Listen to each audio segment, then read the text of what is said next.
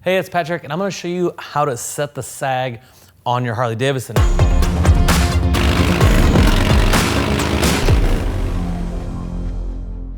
Most people just throw shocks on and go down the road, and actually getting the shock to work how it's supposed to. And what sag is, it's basically how far down this shock is setting into the stroke with you, the rider, on it.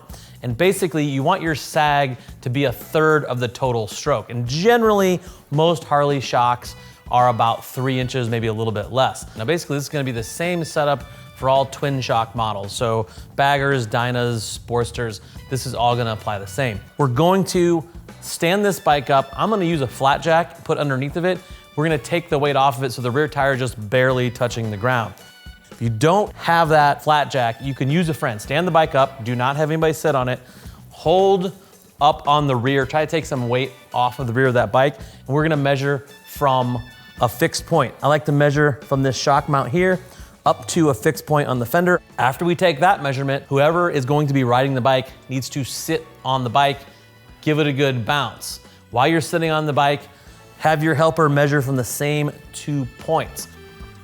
If it's not in that 3/4 inch to 1 inch range, that's when we're gonna make our adjustments with our preload. The shocks you have probably came with some sort of preload tool. We're gonna turn that thing, we're gonna compress it like this.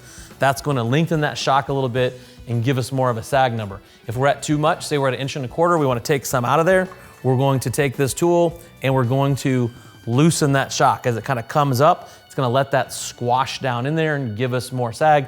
You'll make your adjustment depending on where you're at in that range.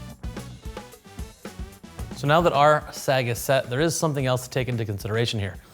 If you're going to be riding with a passenger or with your bike loaded up, you're gonna have to adjust preload for that. And a good rule of thumb is for every 25 pounds you add to the bike, 1 full turn cranking that spring down to take up for that extra weight. So you can do the math depending on who's riding with you or how your bike is lowered. If you have any questions on any of the products you've seen in today's video, go ahead and click on those info tabs and those desktop mobile devices. It's gonna take you to the product detail page where you can read other riders' reviews and more specifications about the product.